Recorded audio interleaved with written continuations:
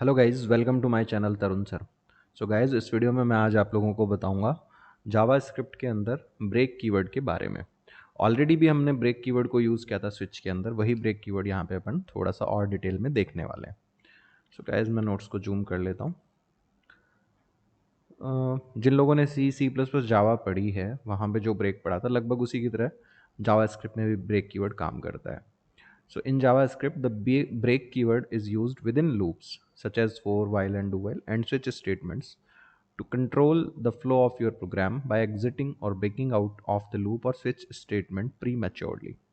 तो basically break का मतलब क्या होता है? तोड़ देना, बीच में रोक देना। जैसे हमने गाड़ी चलाते जाते ब्रेक लगाया, इसका मतलब चलते चलते हम रुक गए हैं, राइट?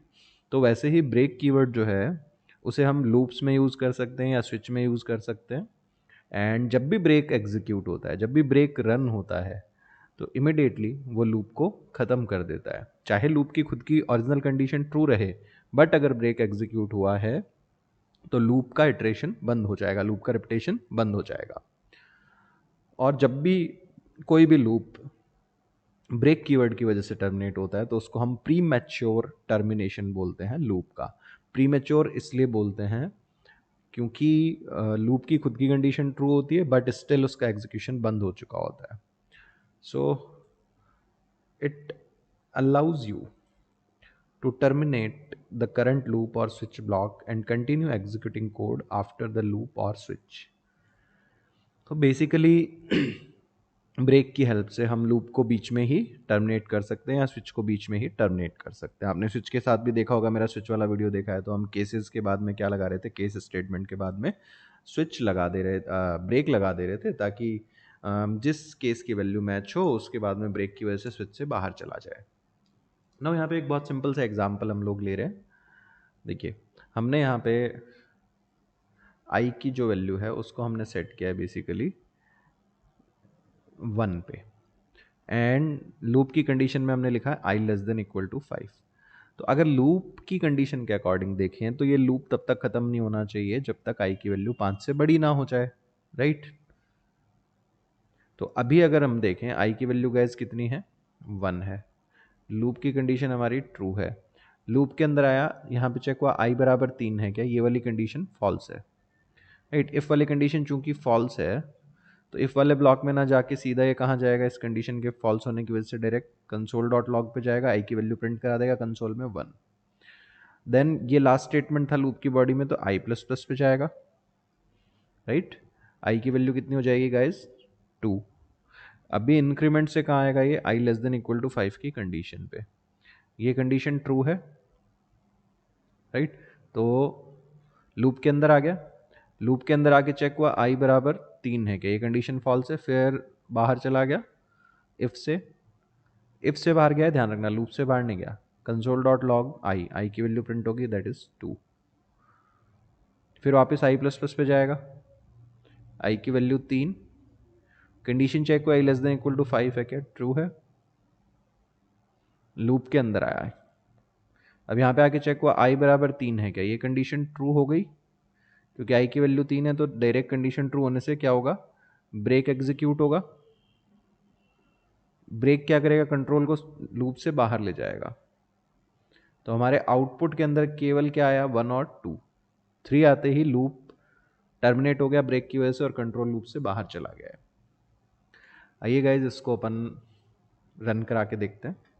सो मैं सबलाइम टेक्स्ट शुरू करता हूँ। एक सेकंड पहले ये जो स्क्रीन पे मैंने लिखा है एनोट किया था इसको हटा देते हैं हम लोग, and let's go to sublime text.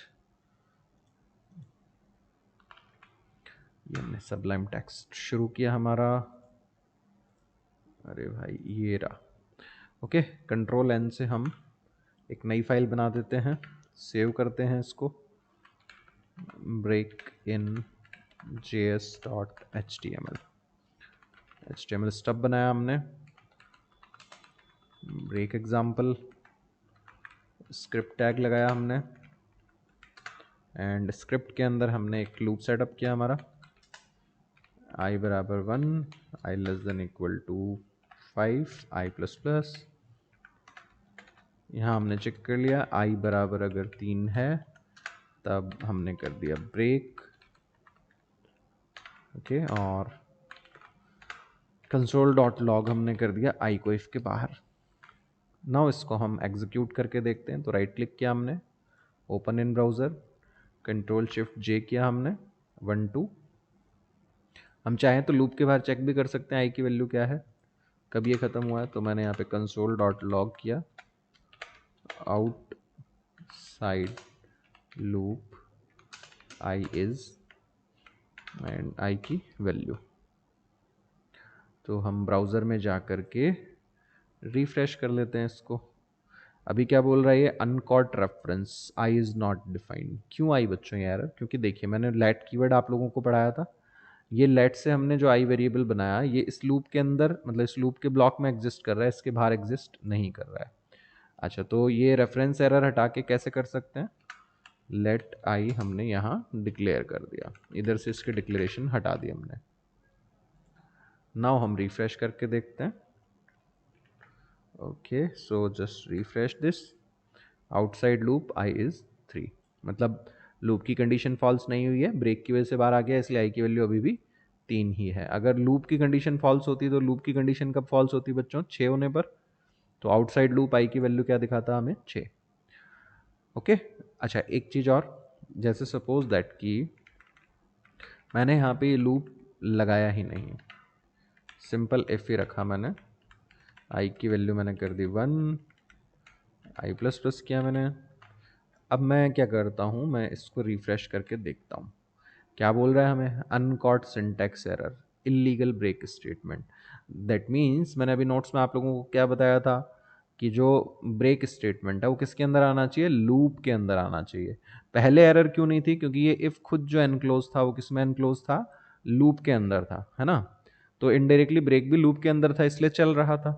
But अब ये इफ जो है वो ब्रेक के अंदर अब जो ये इफ है वो लूप के अंदर तो है नहीं। अब चूंकि ये लूप के अंदर नहीं है तो ब्रेक जो है वो कहाँ आ गया हमारा, सीधा इफ के अंदर आ गया है। और डायरेक्ट आप सिंपल इफ के अंदर ब्रेक नहीं लगा सकते। सिंपल इफ में ब्रेक तभी काम करेगा जब इफ खुद किसी लूप के अंदर हो। ठीक है, तो ये आपको ध्यान देना है कि जावास्क्रिप्ट में ब्रेक स्टेटमेंट केवल और केवल लूप और स्विच में ही यूज कर सकते हैं हम लोग। तो दोस्तों ये था हमारे पास ब्रेक कीवर्ड जावास्क्रिप्ट के अंदर। उम्मीद करता हूँ आप लोगों को इसका यूज़ जो है वो समझ आया होगा। फिर भी अगर कोई डाउट रह जाता है तो इस वीडियो पर कमेंट कीजिए, मैं आपके डाउट को दूर करने की कोशिश करूँगा गाइज़।